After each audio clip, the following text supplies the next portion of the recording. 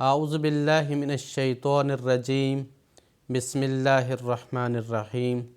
ناظرین کرام، آج کے درس رمضان کا موضوع ہے رمضان المبارک اور آداب زندگی۔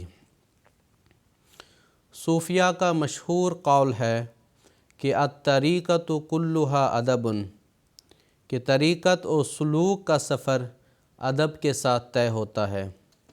رمضان ہماری زندگی کو کئی زاویوں سے مؤدب بناتا ہے اور ہمیں زندگی گزارنے کے حسین آداب سکھاتا ہے۔ اس ماہ میں اخلاقیات کے ساتھ ساتھ روحانیت میں بے پناہ اضافہ ہو جاتا ہے۔ حضرت مصلح موعود رضی اللہ تعالی عنہ فرماتے ہیں، روزوں کی غرض کسی کو بھوکا پیاسا مارنا نہیں۔ اگر بھوکا مرنے سے جنت مل سکتی تو میں سمجھتا ہوں کہ کافر سے کافر اور منافق سے منافق لوگ بھی اس کے لیے تیار ہو جاتے، کیونکہ بھوکا پیاسا مر جانا کوئی مشکل بات نہیں۔ در حقیقت مشکل بات اخلاقی اور روحانی تبدیلی ہے۔ الفضل 30 مارچ 1926۔ ناظرین کرام، رمضان ہماری زندگی کو منظم بناتا ہے، صبح جلدی اٹھنا سکھاتا ہے، اور قرآن کریم میں سویرے اٹھنے کے بارے میں آیا ہے کہ ان ناشئۃ اللیل ہی اشد وطئا واقوم قیلا، سورۃ المزمل آیت 7۔ یعنی رات کا اٹھنا نفس کو پاؤں تلے کچلنے کے لیے زیادہ شدید اور قول کے لحاظ سے زیادہ مضبوط ہے۔ اسی طرح رمضان المبارک ہمیں ضبط نفس سکھاتا ہے اور صبر کی تلقین کرتا ہے، کیونکہ اسے شہر الصبر کہا گیا ہے۔ حدیث شریف میں آیا ہے کہ فَإِن سَابَّكَ أَحَدٌ أَوْ جَهِلَ عَلَيْكَ فَقُلْ إِنِّي صَائِمٌ، یعنی اے روزے دار، اگر تمہیں کوئی گالی دے یا جاہلانہ سلوک سے پیش آئے تو صبر کا مظاہرہ کرتے ہوئے صرف اتنا کہہ دے کہ انی صائم، یعنی میں روزے سے ہوں، اور روزہ مجھے صبر اور ضبط نفس کی تعلیم دیتا ہے۔ یہی مومنوں کی صفت ہے، جیسا کہ قرآن کریم میں آیا ہے کہ وَالْقَاظِمِينَ الْغَيْظَ وَالْعَافِينَ عَنِ النَّاسِ، کہ مومنین کا وصف ہے کہ وہ غصے کو پی جاتے ہیں اور لوگوں سے درگزر کرتے ہیں، اور یہی اصل میں اسلامی پہلوانی ہے، جیسا کہ حدیث نبوی صلی اللہ علیہ وسلم میں آیا ہے کہ لیس الشدید بالسرعہ انما الشدید الذی یغلب نفسہ عند الغضب، کہ پہلوان وہ نہیں جو کشتی میں دوسرے کو پچھاڑ دے، پہلوان وہ ہے جو غصے کے وقت اپنے آپ کو قابو میں رکھے۔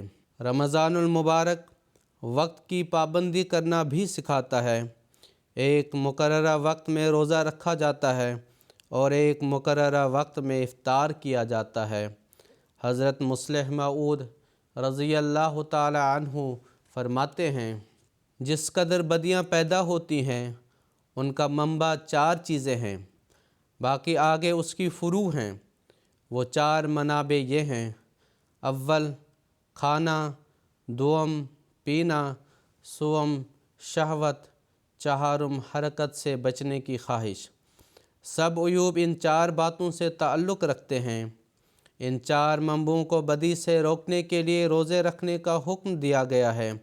مثلا ایک شخص خیانت اس لیے کرتا ہے کہ محنت سے بچنا چاہتا ہے، یعنی محنت کر کے کھانا نہیں چاہتا اور دوسرے کا مال کھاتا ہے، لیکن روزہ دار کو رات کے زیادہ حصہ میں اٹھ کر عبادت کرنی پڑتی ہے۔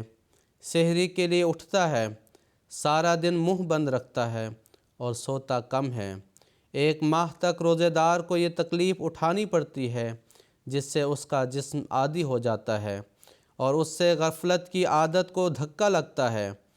پھر کھانے پینے اور شہوت سے بدیاں پیدا ہوتی ہیں، ان کے لیے بھی روزہ رکھا گیا ہے۔ انسان کھانا پینا ترک کرتا ہے، ضروریات زندگی کو چھوڑتا ہے، پس جن ضروریات کے باعث انسان گناہ میں پڑتا ہے انہیں عارضی طور پر روک دیا جاتا ہے۔ الفضل 17 دسمبر 1966۔ ناظرین کرام، اسی طرح رمضان المبارک جھوٹ سے نفرت دلاتا ہے اور راستے پر قائم کرتا ہے، جیسا کہ حدیث نبوی صلی اللہ علیہ وسلم میں آیا ہے کہ من لم یدع قول الزور والعمل به فلیس للہ حاجۃ فی ان یدع طعامہ وشرابہ، یعنی جو شخص جھوٹ بولنا اور اس پر عمل کرنا نہ چھوڑے تو اللہ تعالیٰ کو اس کے کھانا پینا چھوڑنے کی کیا ضرورت ہے۔ قرآن کریم میں جھوٹ کو بتوں کی پلیدی کے مترادف قرار دیا ہے۔ حضرت اقدس مسیح موعود علیہ السلام فرماتے ہیں، مجھے یاد ہے کہ میں نے ایک مرتبہ امرتسر ایک مضمون بھیجا، اس کے ساتھ ایک خط بھی تھا، رلیہ رام کے وکیل ہند اخبار کے متعلق تھا۔ میرے اس خط کو خلاف قانون ڈاک خانہ قرار دے کر مقدمہ بنایا گیا۔ وکلاء نے بھی کہا کہ اس میں بجز اس کے رہائی نہیں جو اس خط سے انکار کر دیا جاوے، گویا جھوٹ کے بغیر بچاؤ نہیں، مگر میں نے اس کو ہرگز پسند نہ کیا، بلکہ یہ کہا کہ اگر سچ بولنے سے سزا ہوتی ہے ہونے دو، جھوٹ نہیں بولوں گا۔ آخر وہ مقدمہ عدالت میں پیش ہوا، ڈاک خانوں کا افسر بحیثیت مدعی پیش ہوا، اس کے متعلق پوچھا گیا تو میں نے صاف طور پر کہا کہ یہ میرا خط ہے، مگر میں نے اس کو جزو مضمون سمجھ کر اس میں رکھا ہے۔ مجسٹریٹ کی سمجھ میں بات آ گئی اور اللہ تعالیٰ نے اس کو بصیرت دی۔ ڈاک خانوں کے افسر نے بہت زور دیا، مگر اس نے ایک نہ سنی اور مجھے رخصت کر دیا۔ میں کیوں کر کہوں کہ جھوٹ کے بغیر گزارا نہیں؟ ایسی باتیں نیری بیہودگیاں ہیں۔ سچ تو یہ ہے کہ سچ کے بغیر گزارا نہیں۔ میں اب تک بھی جب اپنے اس واقعہ کو یاد کرتا ہوں تو ایک مزہ آتا ہے کہ خدا تعالیٰ کے پہلو کو اختیار کیا، اس نے ہماری رعایت رکھی اور ایسی رعایت رکھی جو بطور نشان کے ہو گئی۔ من یتوکل علی اللہ فہو حسبہ، الطلاق آیت 4، ملفوظات جلد 4۔ اسی طرح رمضان المبارک ایک مسلمان میں ہمدردی اور مواسات کے جذبے کو فروغ دیتا ہے۔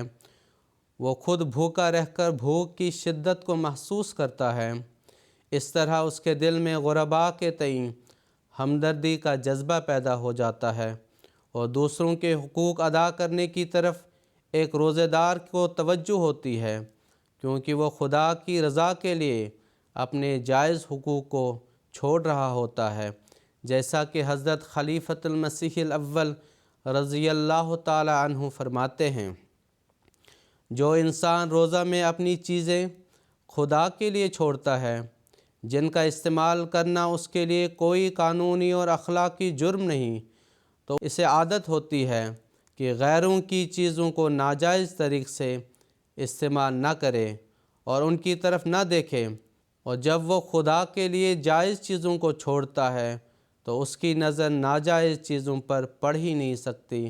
الفضل 17 دسمبر 1966۔ الغرض، رمضان المبارک ہمیں بدیوں سے روکتا ہے اور ہمیں نیک کاموں کی ترغیب دیتا ہے اور ہماری زندگی کو حسن و ادب کے زیور سے مالا مال کرتا ہے۔ اللہ تعالی ہمیں رمضان المبارک کے بابرکت ایام سے مستفیض ہونے کی توفیق عطا فرمائے۔ آمین برحمتک یا ارحم الراحمین۔